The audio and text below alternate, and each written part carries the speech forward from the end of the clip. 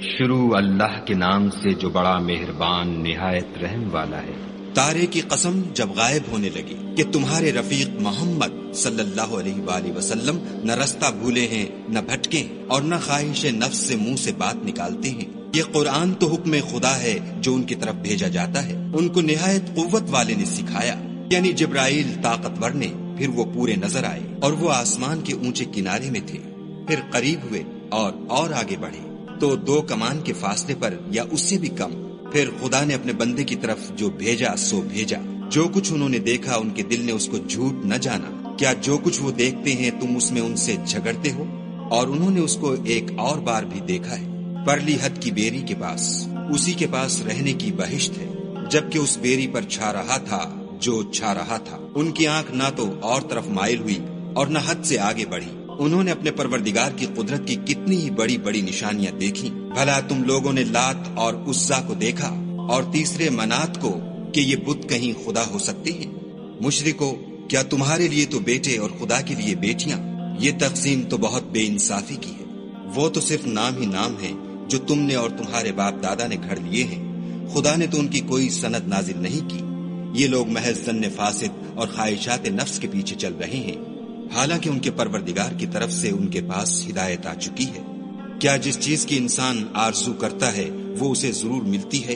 آخرت اور دنیا تو خدا ہی کے ہاتھ میں ہے، اور آسمانوں میں بہت سے فرشتے ہیں جن کی سفارش کچھ بھی فائدہ نہیں دیتی مگر اس وقت کہ خدا جس کے لیے چاہے اجازت بخشے اور سفارش پسند کرے۔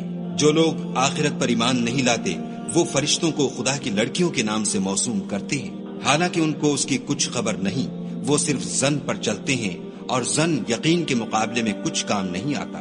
تو جو ہماری یاد سے روگردانی کرے اور صرف دنیا ہی کی زندگی کا خواہاں ہو اس سے تم بھی منہ پھیر لو۔ ان کے علم کی یہی انتہا ہے۔ تمہارا پروردگار اس کو بھی خوب جانتا ہے جو اس کے رستے سے بھٹک گیا، اور اس سے بھی خوب واقف ہے جو رستے پر چلا۔ اور جو کچھ آسمانوں میں ہے اور جو کچھ زمین میں ہے سب خدا ہی کا ہے، اور اس نے خلقت کو اس لیے پیدا کیا ہے کہ جن لوگوں نے برے کام کیے ان کو ان کے اعمال کا برا بدلہ دے، اور جنہوں نے نیکیاں کی ان کو نیک بدلہ دے۔ جو صغیرہ گناہوں کے سوا بڑے بڑے گناہوں اور بے حیائی کی باتوں سے اجتناب کرتے ہیں، بے شک تمہارا پروردگار بڑی بخشش والا ہے۔ وہ تم کو خوب جانتا ہے جب اس نے تم کو مٹی سے پیدا کیا، اور جب تم اپنی ماؤں کے پیٹ میں بچے تھے تو اپنے آپ کو پاک صاف نہ جتاؤ۔ جو پرہیزگار ہے وہ اس سے خوب واقف ہے۔ بھلا تم نے اس شخص کو دیکھا جس نے منہ پھیر لیا اور تھوڑا سا دیا پھر ہاتھ روک لیا؟ کیا اس کے پاس غیب کا علم ہے کہ وہ اسے دیکھ رہا ہے؟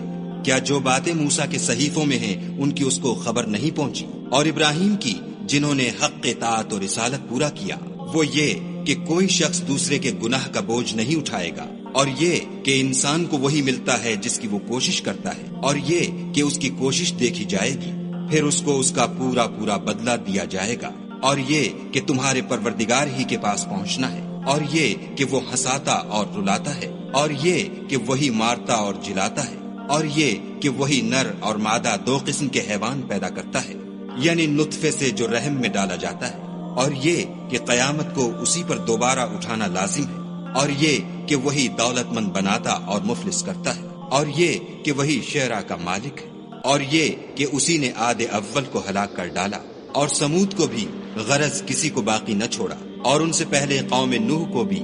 کچھ شک نہیں کہ وہ لوگ بڑے ہی ظالم اور بڑے ہی سرکش تھے، اور اسی نے الٹی ہوئی بستیوں کو دے پٹکا، پھر ان پر چھایا جو چھایا۔ تو اے انسان، تو اپنے پروردگار کی کون کون سی نعمت پر جھگڑے گا؟